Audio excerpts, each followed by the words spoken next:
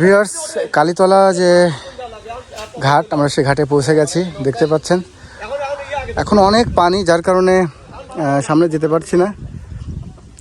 এখান থেকেই এই যে মাছ ধরার যে নৌকাগুলো দেখতে পাচ্ছেন, এই নৌকা নিয়েই পদ্মায় মাছ ধরতে যাই,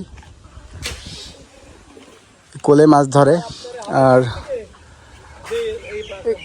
এই কোলটি পার হলেই সামনে দেখতে পাচ্ছেন কলা বাগান পার হয়ে তারপরে পদ্মা।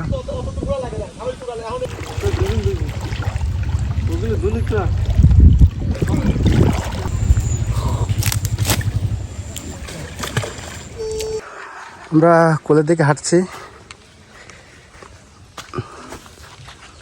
এখন যেহেতু পাটের মৌসুম, তো দেখতে পাচ্ছেন পাট সব এই কোলেই ধুয়ে এখানেই সব নেড়ে দিয়েছে।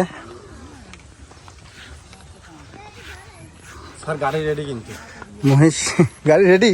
গাড়ি রেডি। এই নৌকাগুলো পাড়ি দেয় এই দড়ির মাধ্যমে, একটা দড়ি টানানো আছে। এই দড়ি ধরে ধরে নৌকাগুলো ওখানে ওই পার থেকে যে ঘাস বিভিন্ন কাজকর্ম সেরে এই নৌকার মাধ্যমে দড়ি ধরে ধরে আসে।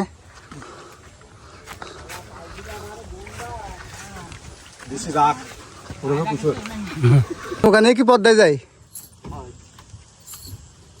আপনারা যান নাকি? বেরোন কখন? সকালে? একটু আসরের আজানের পরে যাবেন? সারা রাত ধরে মাছ মারবেন না? কয়টা পর্যন্ত মারেন? রাত্রি তো যায় শুইতে হয়, বুঝছেন? ওই দুয়ার কথা আছে, সকালে যাই নিয়ে চলে আসে। রাতে যা শুয়ে থাকেন? জাল পাতা আছে, সারা রাত যায়, জালগুলা পাহারা দেয়। ভোর সকালে জাল ঝাড়িয়ে নিয়ে উঠে চলে আসে। ইলিশ ইলিশ ওঠে না, ইলিশ এখন না, আমি পিএলি মাছ পাইলি চিংড়ি।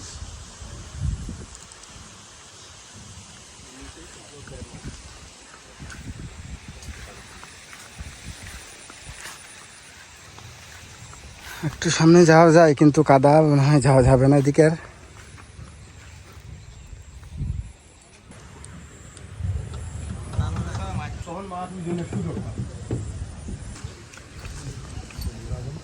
যাই হোক ভিউয়ার্স, আমরা ফিরে যাচ্ছি। আসলে এক্সপ্লোর করার খুব বেশি জায়গা নেই এখানে, কারণ প্রচুর পানি আর আশেপাশে যাওয়ার কোথাও নেই। এখানেই মোটামুটি একটু ঘুরলাম। হাতে খুব বেশি সময়ও নেই, চলে যেতে হবে।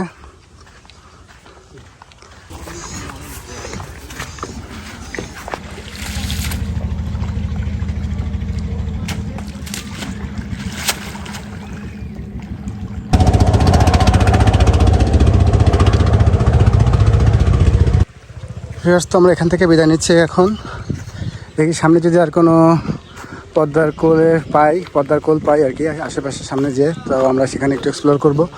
আপাতত এখান থেকে বিদায় নিচ্ছি, চলুন।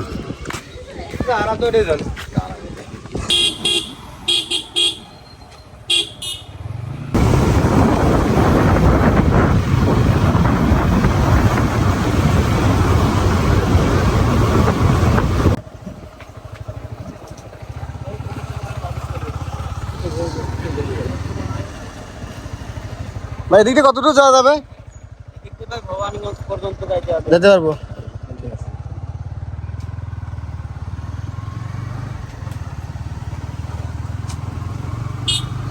কোলের পাশ দিয়ে এই রাস্তাটা দেখতে পাচ্ছেন।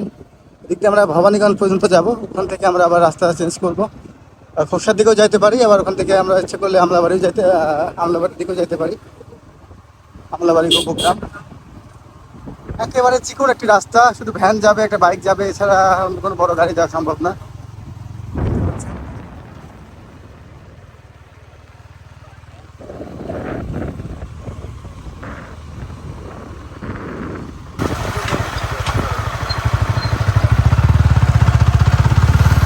ড্রাইভার চেঞ্জ হয়েছে গাড়ির।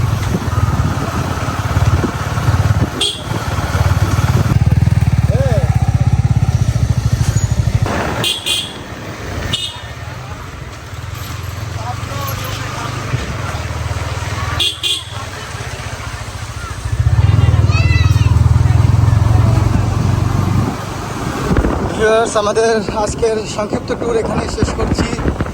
আমরা এখন খোকসার দিকে রওনা হচ্ছি।